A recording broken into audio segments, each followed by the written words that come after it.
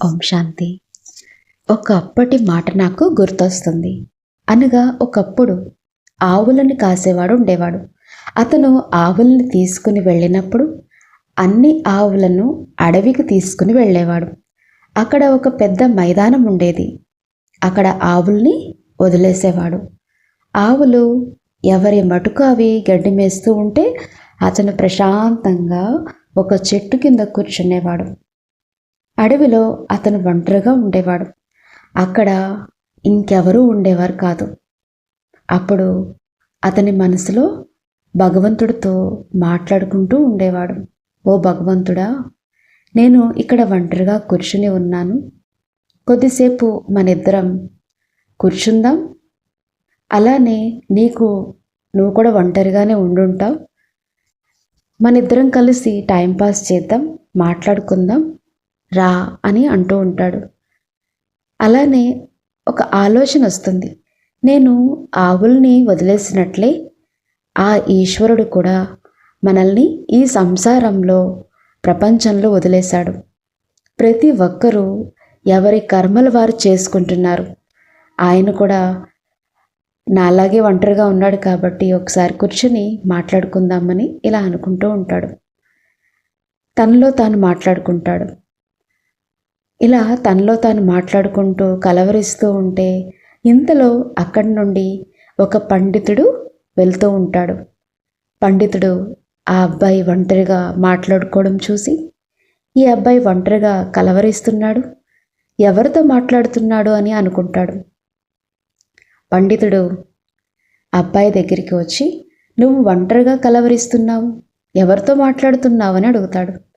దానికి ఆ అబ్బాయి, నేను భగవంతుడితో మాట్లాడుతున్నానని సమాధానమిస్తాడు.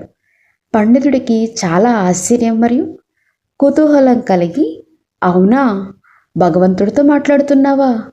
ఏం మాట్లాడుతున్నావో మేము కూడా వింటాం చెప్పు అని అడుగుతాడు.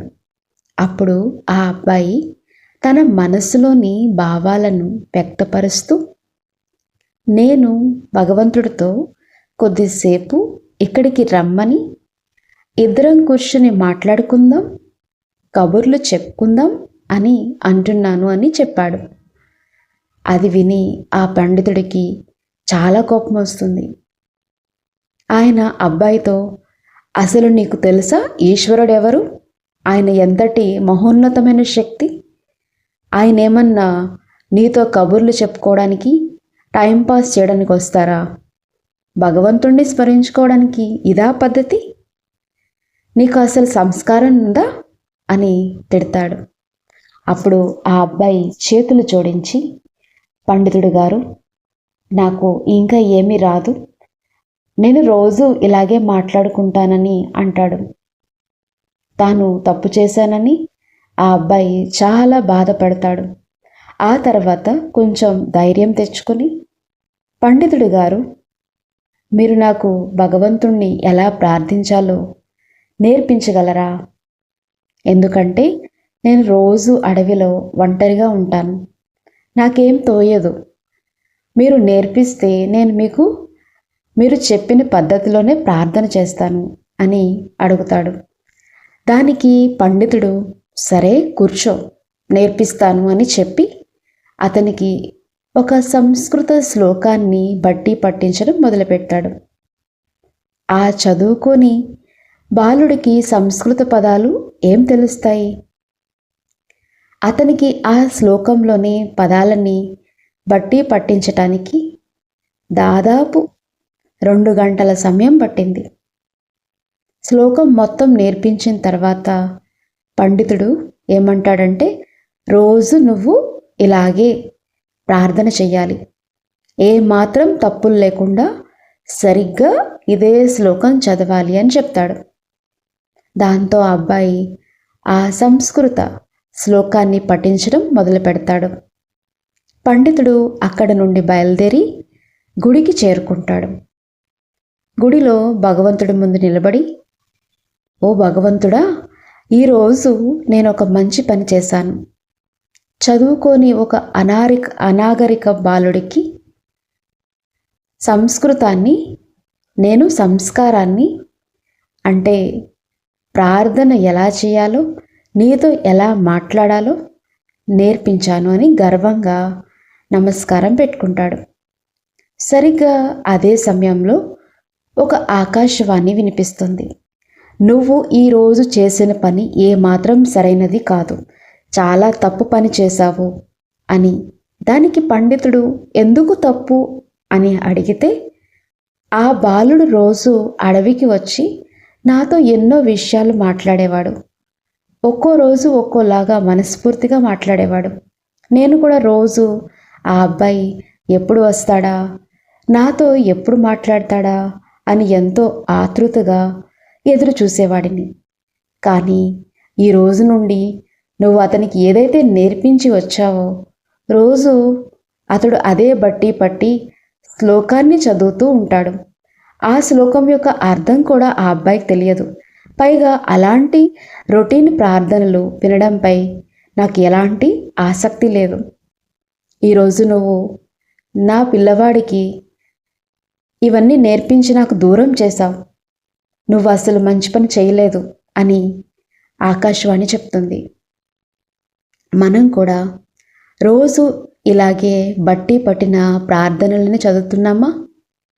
ఎందుకంటే మనం రోజు అదే రొటీన్ ప్రార్థనలు చదువుతుంటే బహుశా భగవంతుడికి కూడా అవి వినడానికి ఎలాంటి ఆసక్తి ఉండకపోవచ్చు. మెడిటేషన్ అంటే, రాజయోగం అంటే ఏంటో తెలుసా? మనస్ఫూర్తిగా ఎంతో ప్రేమతో ఆయనతో మాట్లాడటం. మీ మనసులో ఎలాంటి భావాలు ఉంటే వాటిని భగవంతుడి ముందు పెట్టడమే రాజయోగం. అలానే భగవంతుడిని స్మరించుకోవడం కోసం ఇదెంతో సులభం. దీనిని ఎవరైనా సరే చేయవచ్చు.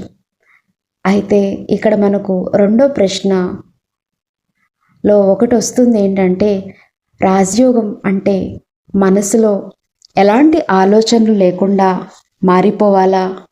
లేదు, ఆలోచనలని శూన్యం చేయకూడదు, ఆలోచించాలి. ఎందుకంటే ఆలోచనలను పూర్తిగా ఆపివేయడం అనేది అసలు సాధ్యం కాదు. నేను ఒక ఉదాహరణ చెప్తాను. ఒక నది ఉందనుకుందాం. ఆ నది నిరంతరాయంగా ప్రవహిస్తూ ముందుకు వెళ్తుంది. ఒక వ్యక్తి అక్కడికి వచ్చి, ఇంత నీరు వృధాగా పోతుంది కదా, నేను ఒక గోడ కట్టి ఈ నీటిని ఆపేస్తాను అని ఆలోచించి అక్కడ ఒక గోడ కడతాడు. అతను గోడ కట్టగానే నీరైతే ఆగుతుంది. కానీ ఎప్పుడైతే వెనక నుండి నీటి ప్రవాహం అంటే ఫోర్స్ పెరుగుతుందో అప్పుడు ఆ నీరు గోడను బద్దలు కొట్టుకుని వచ్చి చాలా నష్టం కలిగిస్తుంది. ఎందుకంటే ఆ ప్రవాహంలో అంత శక్తి, అంత ఎనర్జీ ఉంటుంది. సరిగ్గా ఇదే విధంగా మనిషి మనసు కూడా ఒక నది ప్రవాహం లాంటిది. ఇందులో నిరంతరాయంగా ఆలోచనలు సాగుతూనే ఉంటాయి. సాగని క్షణమంటూ ఏదీ ఉండదు. మరి అలాంటి ఆలోచనల ప్రవాహాన్ని మనం బలవంతంగా ఆపడానికి ప్రయత్నిస్తే ఏమవుతుంది? కొన్ని క్షణాల పాటు ఆ ఆలోచనలు ఆగిపోవచ్చు. కానీ ఆ కొద్ది క్షణాల తర్వాత ఒక పెద్ద విస్ఫోటనం జరుగుతుంది. అందుకే ఎవరైనా తమ మనసుని పూర్తిగా ఆలోచన రహితంగా, శూన్యంగా మార్చుకోవాలని ప్రయత్నించినప్పుడు వారికి తలనొప్పి రావడం మొదలవుతుంది. ఎందుకంటే మనం ఒక పెద్ద ఫోర్స్ని, ఒక శక్తిని బలవంతంగా ఆపడానికి ప్రయత్నించాం. కానీ అదే నది ప్రవాహంలోని శక్తిని ఒక వ్యక్తి సరైన పద్ధతిలో ఉపయోగించుకోవాలని అనుకుంటే, ఒక ఇంజనీర్ అక్కడికి వచ్చి అక్కడ ఒక ఆనకట్ట నిర్మించాలని ఆలోచిస్తాడు.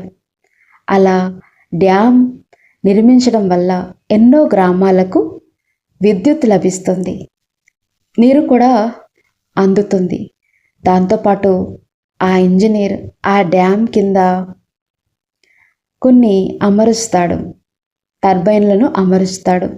ఆ టర్బైన్ల ద్వారా విద్యుత్ శక్తి ఉత్పత్తి అవుతుంది. ఆ తర్వాత ఆ నీటిని ఒక క్రమ పద్ధతిలో బయటకు వదులుతాడు. ఆ నీరు కాలువల ద్వారా ప్రవహించి ఎన్నో లక్షల ఎకరాల భూమికి సాగునీరుని అందిస్తుంది. సరిగ్గా ఇదే విధంగా మన మనసులోని శక్తిని బలవంతంగా ఆపివేయడానికి ప్రయత్నించే కంటే దానికి ఒక సరైన దిశను చూపించటం ఎంతో ముఖ్యం. మన ఆలోచనలను ఒక పాజిటివ్ దిశ వైపు కనుక మళ్ళించగలిగితే అప్పుడు మనసు ఎప్పుడు ప్రసన్నంగా ఆనందంగా ఉండడం మొదలవుతుంది. అలానే భగవంతుడికి చాలా దగ్గరగా ఉన్నట్టు అనుభవం అవుతుంది. రోజు పరమాత్ముడితో, ఆ ఈశ్వరుడితో మాట్లాడడం నేర్చుకోండి. ఎలా మాట్లాడాలి, ఎంత మాట్లాడాలి, ఇదంతా రోజు మాట్లాడండి. చాలా రిలాక్స్గా ఉంటారు. ఇదే రాజయోగం. ఓం శాంతి.